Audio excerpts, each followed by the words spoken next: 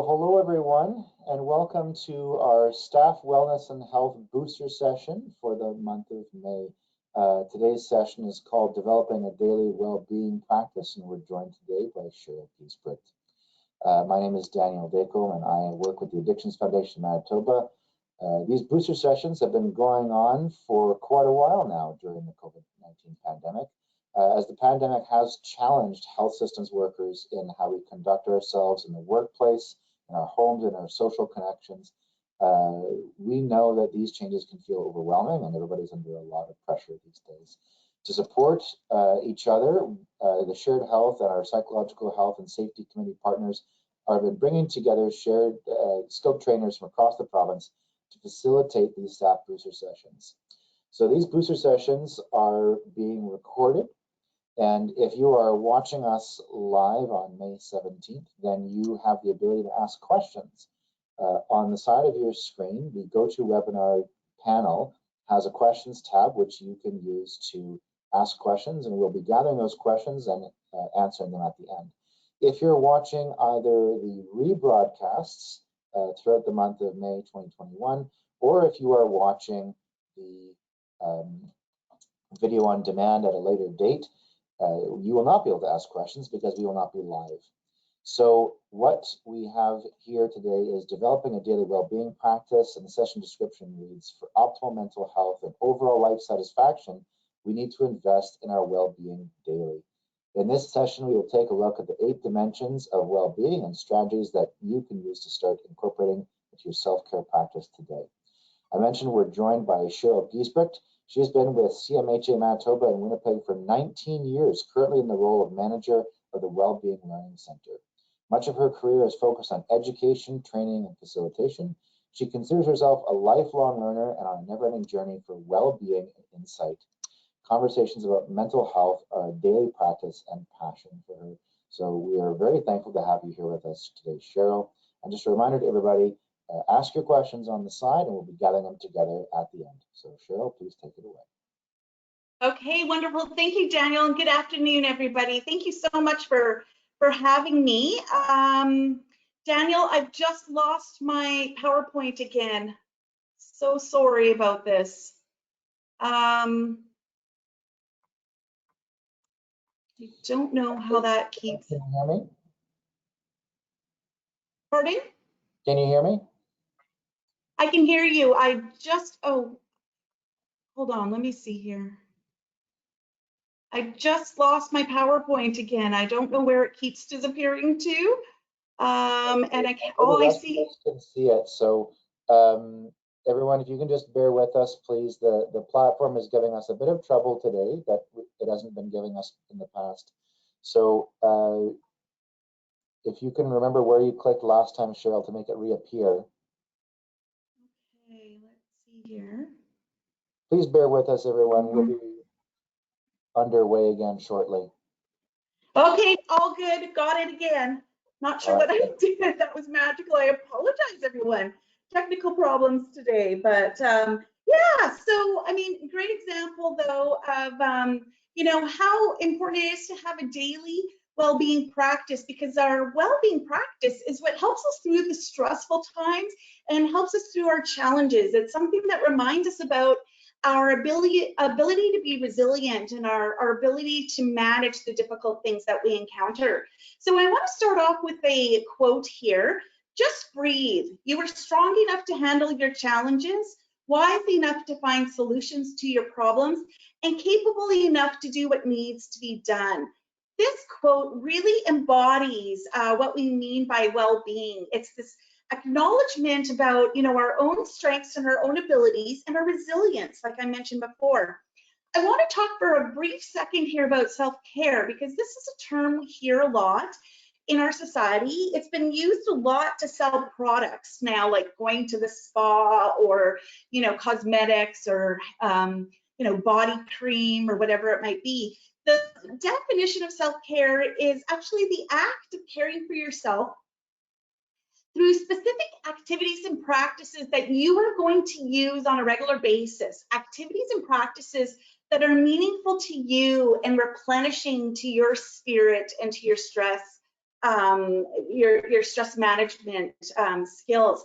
There's something that self-care can help us with our long-term and our short-term well-being. And when we think about the definition of well-being, we want to move a little bit away from self-care, recognizing that self-care contributes to our well-being, but there's also a lot more happening for us. Our well-being is the state of being comfortable, happy, and healthy. It's a lot about our high life satisfaction. So our overall feeling that we're pleased about like how things are going in our life. It's very much tied to a sense of meaning or purpose. So what is important to us? What are our values? And it's also directly related to our ability to manage stress and challenge stressful times and challenge times like this pandemic, which can be very impactful and have a negative impact, in fact, on our well-being. So what we're looking for is an overall feeling of wellness.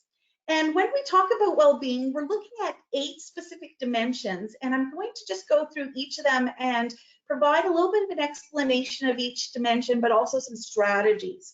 So the first dimension we want to consider in terms of our well-being is our physical self. We want to recognize that there's a need for us to have daily physical activity. We need to be focused on nutrition, and we need to be thinking about our sleep. An important part of our day is to plan some balanced meals, think about some healthy snacks, be focused on our sleep routine and following our current schedule and lifestyle. When life is a bit predictable for us, our physical body is a little bit more relaxed and calm, and then becomes a little bit more resilient to the stresses that it might encounter. We know that it sounds very simple to go for a walk and get some fresh air, but we also know that that actually has profound impact on our physical health. It's partly the act of getting some exercise, but it's also about getting out of your environment where maybe you might be feeling a little stressed, or you might be feeling a little bit of tension, and just changing your perspective. It's kind of a way to sort of shake up your body and shake up your mind, so you can get back to what you need to focus on. We want to think about, whatever physical sensations are helpful for us. Baths for some, showers for others. Recognizing we feel better when we're maintaining our hygiene. Aromatherapy can be really helpful for our physical health. Wearing comfortable clothes, but also if we have pets, cuddling our pets, or even just hugging those that we love. In terms of our environmental well-being, what we're talking about is our environment and making sure that the space around us is as pleasant, healthy, and stimulating as it can be. So if you're working at home right now, think about keeping your home space neat and clean so that you have that sort of peace of mind and you can organize your thoughts. If you're back at the office, we want to think about our desk or our work environment. And is everything organized in the way that makes sense for us and is manageable? We want to think about decluttering and getting rid of things that aren't needed. And we want to think about how important aesthetics are, decorating your space, moving furniture, art, so stimulating and a big part of our environmental well-being. Being able to look at things that are beautiful and are meaningful to us, recognizing that our space is a reflection of our personality, just opening the blinds and letting the light in, or opening up the windows for some fresh air. And then, of course, also thinking about other environments we spend time in, our cars, and just, our yards, and thinking about getting some fresh air every day, like we mentioned, around physical health. Our social well-being is tied to our sense of connection and belonging, and thinking about our support system and how much we're able to tap into our support system and how much we are also providing our support system. So we want to connect daily with those we love and trust, and that can be ideally in person, but we know during this pandemic that sometimes that looks like phone calls or FaceTime or Skype and Zoom, text and email. Not always the best, it's not ideal, but it is something. We want to stay connected and we want to keep off that feeling that we're alone in the world. Things like joining a book club. Some people are doing weekly dinner dates with family and friends over Zoom. any kind of support group or any kind of social group that you have something in common with will feed your well-being. Recognize when you need to be around other people, but also think about when you need solitude. So it's about meeting all of your needs around socialization. Sometimes we want to be alone and with our own thoughts, and other times we want to be interacting with those around us. And we want to reach out and talk when we need company or when we're feeling a problem, and want to work it out or bounce some ideas off of somebody. And of course, it's really important to prioritize fun, no matter what is happening in the world or in our personal worlds. Our intellectual well-being is also really important. This is our ability to recognize our creative abilities, but also be able to get that stimulation that we need to our brains, expand our knowledge and skills. It's why we recommend to people to be lifelong learners, that, to be curious and to seek out new information can be really important part of us feeling strong and alive, actually. Creating art, whatever art might look like for you. It might be painting or drawing. It might be crafts, knitting. It might be making videos. It could also be organizing or cooking or making desserts or decorating cakes, renovating the house, the way that you fix something. Anything like enjoying music or making your own will give us some intellectual stimulation. Reading books, regardless of whether they're brand new books or something that you've loved and read over and over again. Some people have tried learning a new language over this pandemic so that they can get their intellectual stimulation. We know that journaling both provides a lot of emotional well-being, but it also is a great place for our intellectual minds to do some problem solving, connect with our emotions. Any kind of games, puzzles, crosswords, listening to podcasts, or even just taking a course, or looking at going back and upgrading your education might be what's right for you. Intellectual stimulation, intellectual well-being is very unique. So think about what you need to do, help your mind feel alive and stimulated. We want to talk about financial well-being. Finances are often a great stress for people. It can be sometimes the center of our stress, and it can be where we spiral down and start to feel maybe really frustrated or depressed in life. So we want to think about, are we satisfied with our current and future financial situation? Thinking about just revisiting your budget or keeping a regular budget can be very helpful. It lets you know that you are on top of things, you're organized, and you've set some boundaries around your finances. Completing our taxes on time, just checking to see if we're using all of the banking options that are available to us, looking at different maybe websites or programs, anything that could boost your financial situation or your knowledge about finances. Helpful to have a savings plan and a savings goal. That can help us feel really grounded in security. Create a plan for paying off debt. So we want to be careful with debt. We don't want to criticize ourselves too much. We want to give ourselves a sense of acceptance that sometimes we do fall into debt, but we also want to be actively working towards creating some solutions around our debt. That will feed our sense of well-being. It'll feed our strength and our sense of resilience. And whenever it comes to, purchasing a big ticket item, we want to develop a plan around it. So finances are really tied to our sense of security and our need to be secure and know that our housing and anything that we purchase, anything that we need and want is accessible for us. Occupational well-being. So occupational well-being is about having job satisfaction and a sense of enrichment from your work. So we want to regularly just check in with ourselves and evaluate our current satisfaction with our job. If you might be in a situation where you're unemployed, you want to think about your last position, think about your future positions. Do you want to return to maybe the same kind of work because you enjoyed it so much, or is that an opportunity to try something different? It's always helpful throughout our careers to think about, am I getting everything I need for my work? Am I still feeling challenged? Or is this the time that I want to check out and see what else is available? Maybe there's some new opportunities that I might want to take a look at. In terms of our occupational well-being, sometimes we take classes or we attend some training so we can update our skills and get a promotion or just feel more confident in our roles. Good to always have your resume sort of updated. Think about who your references are, and if you're in need of going down a job hunt, to think about what the plan might be around a job hunt for you, and where you might look for employment, and who you might connect to hear about opportunities. So we're always wanting to think about our job satisfaction and think about, are we feeling satisfied? Work is where we spend a lot of time in our life, a great part of our day, and we want that to be very much connected to our well-being, in a place where our well-being can flourish and replenish.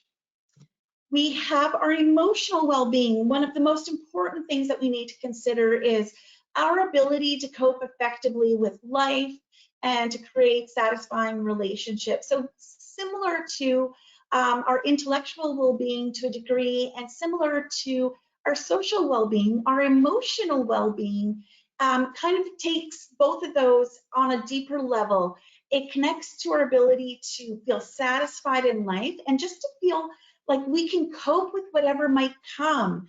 And so for a lot of us, the pandemic has been challenging, but one of the benefits is that we have learned about our resilience. We've learned about how much we can cope with, and that strengthens our emotional well-being. When we think about strengthening or attending to our emotional well-being, we want to think about breathing exercises, practice mindfulness. There's a lot of different options on YouTube, different apps. Even if you just Google mindfulness, there's some mindfulness activities that are self-guided that you can do for yourself at home. We always want to be seeking meaningful connections. So we want to think about having discussions about our emotions and expressing our emotions with others, kind of going to a deeper level with our connection. It's not always just about saying hello and having fun and maybe exchanging just some updates, but really getting into it with the people that we trust and care about our emotions, our fears, things that make us happy, things that we've learned about ourselves. We want to pay attention to our moods, and we want to acknowledge that it's okay to not be okay sometimes. We want to spend time with those that just encourage our emotional well-being. That might be pets, that might be family members. We want to maintain a routine because some degree of predictability actually helps us feel safe and secure. We want to find time to relax every day and just make a little corner of our day me time. We want to recognize our negative self-talk, and we want to try and flip that. We want to be acknowledging of how often we are critical of ourselves and how often we talk to ourselves in a loving, gentle way. And we always want to be gentle with ourselves. We want to give ourselves that self-compassion that is so important for us to be able to get through each day, knowing that a lot of us are compassionate people and we're providing compassion to others. Let's not forget about ourselves. And then finally, we have our spiritual well-being, and very important for each of us to define what spirituality looks in our own unique worlds, and recognize that spirituality is about our sense of purpose and our meaning in life. So for some of us, that's reflecting on our values and thinking about ways that we honor our values, thinking about what our own personal purpose and passion is and what our goals are. And are we feeding those goals? Are we nurturing them? Are we working our way forward? We want to listen to music that connects us to our spiritual beliefs, or we want to think about readings that are important to us in terms of spirituality. Sometimes maybe podcasts or talking to other people who share our spiritual beliefs can be something that can nurture our sense of purpose and our sense of meaning. Want to cultivate a meditation practice if we can. And we want to think about, where do we go to worship and express our spirituality? So when we think about these 8 different dimensions of well-being, we want to think about the whole entire group of them. We want to think about how we're nurturing them on a daily basis. We want to acknowledge that when one of those dimensions maybe falls or is struggling, then actually our entire well-being becomes vulnerable. So every day is an opportunity for us to choose to maintain our well-being. Every day is a day to choose to be actively involved in our own mental health care, our emotional care, and our physical health. Every day is an opportunity to seek company from people that we love and trust. We want to recognize that it's actually a decision to take care of ourselves. It's a decision to feel well, and it's a decision to live the best life that we can. And in order to do that, we need to feel good and maintain a positive state of mind. Part of well-being is recognizing our strengths, visualize ourselves conquering challenges, and connecting to our inner confidence and resilience. So thinking about that voice that in our heads that keeps us moving forward and reminds us how capable we are and how important we are in the worlds that we spend our time in.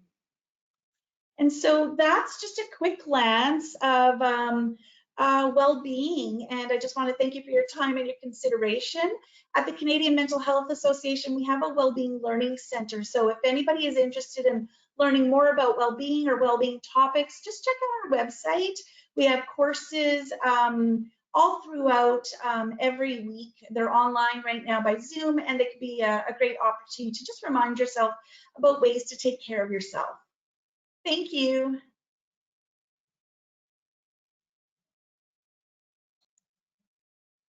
Thank you, Cheryl, I'm back.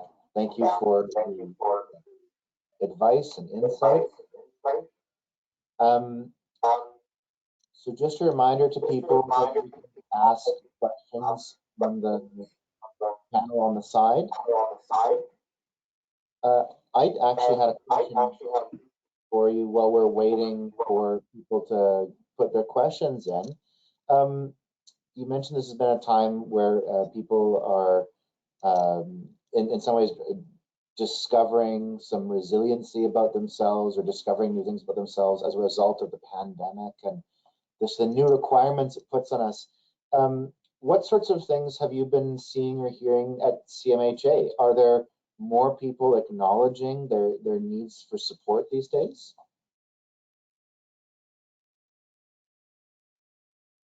Yeah, we've been very busy and definitely acknowledging, seeing a lot of people acknowledging anxiety and depression that they've been experiencing. It's interesting, I spoke with a person last week who said, you know, she works with older adults, she supports people as a career, and she was surprised to recognize that she was struggling early on in this pandemic, struggled to kind of name it, and finally recognized that what she was experiencing was anxiety. Very, very common. A lot of people are talking about mental health in a way that they never have, recognizing, you know, their mental health needs in a new way. And we think of that as a little bit of the silver lining to the pandemic is how much people have been able to focus on self-compassion, self-awareness, and just connecting to you know, what's happening for them emotionally and thinking about how do I boost my well-being and how do I seek support. So definitely been a busy time for us and been a time of a lot of self-awareness, I think, for most people who have been, you know, struggling. Okay. Thank you for sharing that. We have a question come in from someone asking, is there a list of sites or supports for people on your website, or can it be shared here? When they say your website, I'm guessing they mean CMHA. Yeah, absolutely. You could go to our website. We have a lot of information about different resources and services that are available, information about things that are coming up, and also about our own services that are available. We also have a service navigation hub, and you can call that anytime between 8:30 and 4:30. We have staff available to respond to any inquiries you might have regarding mental health services, addiction services, well-being supports throughout the province of Manitoba. The number to call is 204-982 6100, and it's a way that you can talk to somebody and engage them in a conversation about what's going on for you, and get some insight about what might be helpful. And I'm sure that number is available on your website, correct? You bet, absolutely, yeah. We had another question, which I think someone was asking about, probably for me, where can they find the recording of this to replay later? And that will be available on Shared Health's website. If you've been getting our updates about these booster sessions, you'll also be able to get the link where this and other booster sessions are being contained. And it looks like that's 1 o'clock, which is the end of our time for today. So I want to say thank you to everybody for coming and joining us today. Thank you for your questions. And especially thank you, Cheryl, for your time. Thank you so much. Real pleasure and real honor to be here today. Take care, everybody. Bye-bye.